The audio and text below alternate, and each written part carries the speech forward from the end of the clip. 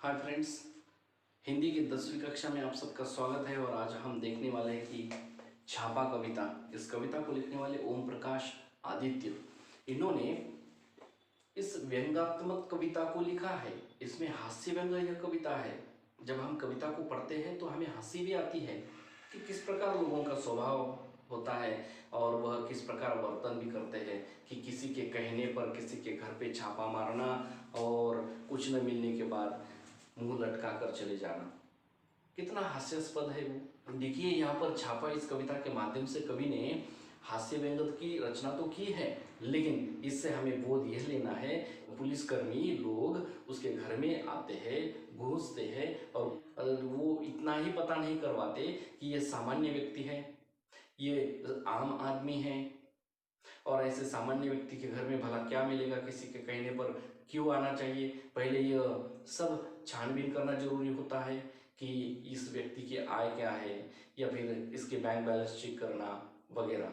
लेकिन ये सब ना करते हुए एक डायरेक्टली घर में आना, घुसना और ये खोजबीन करना, यह सब गलत है, यह कवि का कहना है। देखिए हास्य व्यंग्यात्मक कविता कैसी है और इसको कैसे समझ लेना है कि इसमें से हमें क्या बोध मिलता है, ये भी हम देखेंगे। देखिए कि मैं अब ओम प्रकाश आदित्य जो है तो वो अपने खुद के बारे में लिखते हैं। यहाँ पर मेरे यह शब्द उन कवि के बारे में है।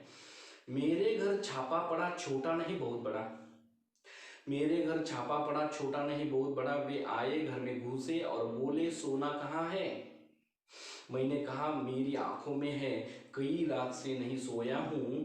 वे रोश में आकर बोले स्वर्ण दो स्वर्ण। ये सब लोग अंदर घुस आते हैं, इधर उधर जाते हैं और कहीं ढूंढने लगते हैं। तो वो लोग पूछते हैं इस लेखक को कि सोना कहाँ रखा है। तो कवि कहते हैं कि सोना तो मेरे आंखों में है, कई रात से मैं सोया नहीं हूँ। क्योंकि कवि का काम क्या है, कुछ ना कुछ लिखना। रात के समय कवि के पास बहुत सारा समय होता है तो उस समय वो लिखने बैठता है। तो कवि कहता है कि सोना तो मेरे आंखों में है, सोना तो मेरे आंखों में है, कई रात से मैं सोया नहीं हूँ। फिर वे जो लोग हैं, फिर सामने वाले छापा मारने वाले, वे कहते हैं रोष में आकर, यानी कि कुछ गुस्सा होकर कहते हैं कि स्वर्ण दो स्वर्ण, सुवर्ण कहाँ रखा है। तो कवि देखिए क्या कहते हैं कि मैंने जोश में आकर कहा सुवर्ण मैंने अपने काव्य में बिखेरे हैं, उन्हें कैसे दे दूं। सु यानी कि अच्छे और वर्ण का मतलब अक्षर, तो अच्छे अक्षर तो मेरी कविता में है, यहाँ बाहर कहाँ मिलेंगे, ऐसा कवि ने कहा। अब इतना कहने पर भी वो समझते नहीं कि ये एक सामान्य कवि है, कि भला इसके पास क्या मिलेगा। देखिए आगे वो कवि और फिर से लिखते हैं कि वे झुंझलाकर बोले तुम समझे नहीं, हमें तुम्हारा अनाधिकृत रूप से अर्जित अर्थ चाहिए। और मेहनत करके कमाया हुआ जो धन होता है वह अधिकृत धन कहते हैं। लेकिन मेहनत ना करते हुए फिर भ्रष्टाचार, फरेब, लूटमार, इसमें से जो मिलाया हुआ धन होता है या फिर इसमें से जो कमाया हुआ धन होता है वह अनधिकृत धन है। तो वे कहते हैं कि अनधिकृत धन चाहिए। तो देखिए कवि क्या कहता है कि मैं मुस्कुराकर बोला अर्थ मेरी नई कविताओं में है। तो उन्होंने कहा था कि मुझे हमें अनधिकृत रूप से प्राप्त किया हुआ अर्थ चाहिए। तो कवि कहता है अर्थ तो मेरी कविताओं में है। तो अब इतना बताने पर भी वे समझ नहीं सकते कि ये कवि है और इनके पास पैसा कहाँ से आए। तो कवि है ये तो अपनी मेहनत से कमाते हैं। छापा मारने वाले बोलते हैं चांदी कहाँ है चांदी। मैं भड़क कर बोला मेरे बालों में है, आ रही है धीरे धीरे चांदी। कवि के बाल सफेद हो रहे थे तो कवि के पास तो चांदी नहीं थी, लेकिन कवि ने कहा कि अब मेरे बालों में उग रही है चांदी, यानी कि मेरे बालों में अब धीरे धीरे आ रही है चांदी, अर्थात बाल सफेद हो रहे हैं। अब इतना कहने पर भी वो छापा मारने वाले लोग समझते नहीं कि इनके पास क्या होगा। लेकिन फिर भी आगे वे कहते हैं, वे उद्भ्रांत होकर बोले, यानी कि चकित होकर बोले, अचरज में पढ़कर या फिर भ्रमित होकर बोलते हैं कि यह बताओ तुम्हारे नोट कहाँ है नोट। तो कवि क्या कहता है, परीक्षा से 1 महीने पहले करूंगा तैयार। वे गरज कर बोले हमारा मतलब आपकी मुद्रा से। मैं लरज कर बोला, बड़ी आवाज में, लरज कर बोलना यानी बड़ी आवाज में बोलना कि मुद्राएं आप मेरे मुख पर देख लीजिए। वे मानते हैं कि तुम्हारे नोट कहाँ है, यानी कि पैसा, तो कवि नोट का तात्पर्य बताता है कि पैसे से नहीं, क्योंकि कवि के पास इतना पैसा कहाँ से आएगा। तो कवि बताता है कि मेरे नोट तो मैं परीक्षा के पहले बनवाता हूँ, अब तो नहीं है मेरे पास। तो वे लोग कड़क कर बोलते हैं, गरज कर बोलते हैं, गुस्से में आकर बोलते हैं कि आप, हमारा मतलब आपकी मुद्रा से है, मुद्रा यानी कि पैसा, हमारी मुद्रा आपकी मुद्रा से है। तो कवि कहते हैं कि मुद्रा तो मेरे मुख पर देख लीजिए। कवि भी बड़ी आवाज में कहते, मुद्रा तो मेरी मुख पर देखो।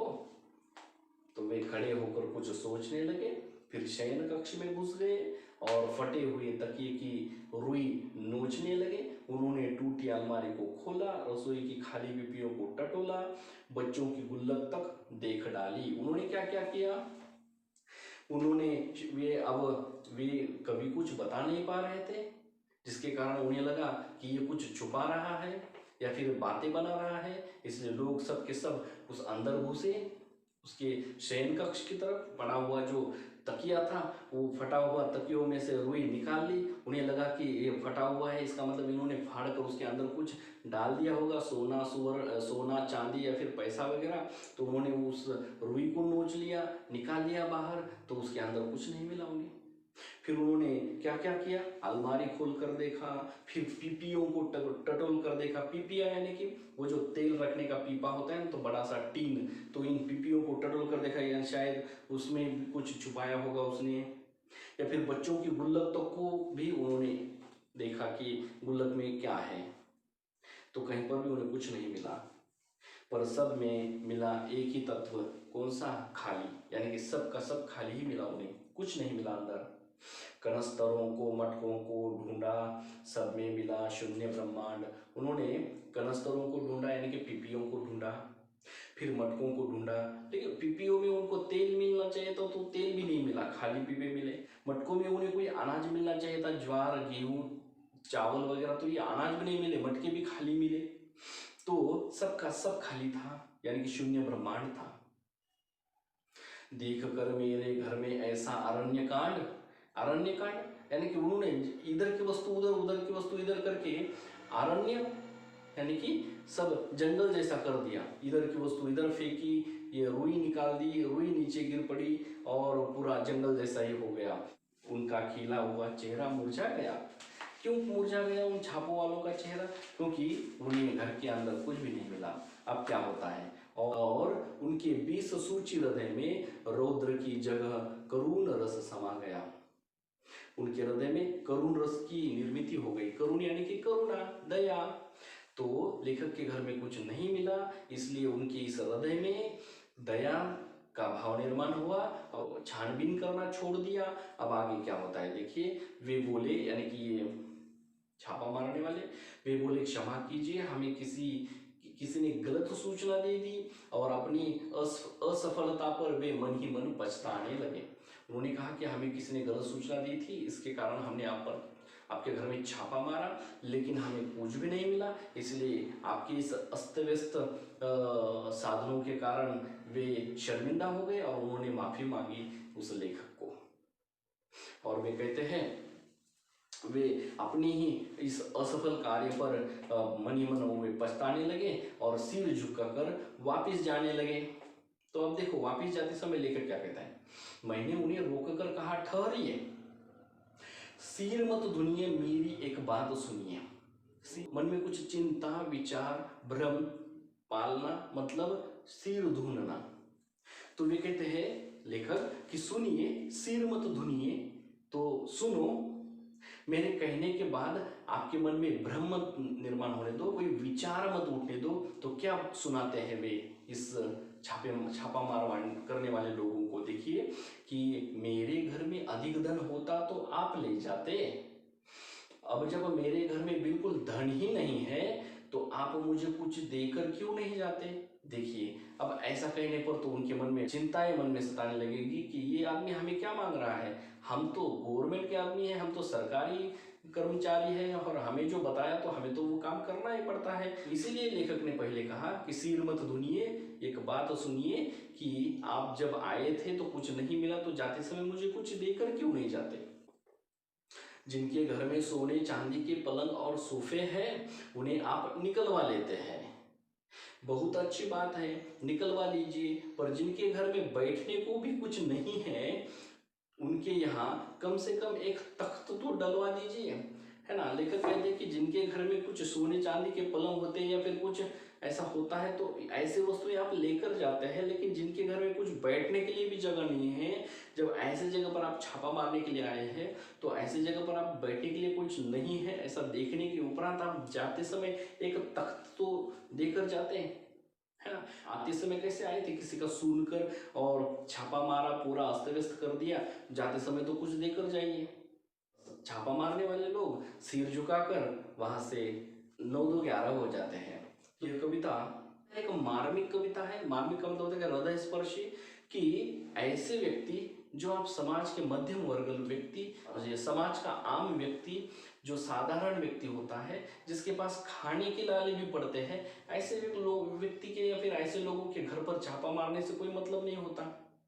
और छापा मारने वालों को भी समझना चाहिए कि घर में घुसते ही घर में कुछ बैठने के लिए जगह नहीं, कहीं खाने पीने के वांदे हैं उनके घर में, पीपिए भी खाली मिले, ये जो मटके थे तो मटके भी खाली मिले, तो ऐसे जगह पर भला उन्हें मिलेगा क्या, काम क्या करता है, इतना भी नहीं सोचते ये छापा मारने वाले लोग। इस पर करारा व्यंग करते हैं यह ओम प्रकाश नाम के कवि। यह हमें केवल हंसाने के लिए कविता नहीं है बल्कि बोध देने वाली कविता है।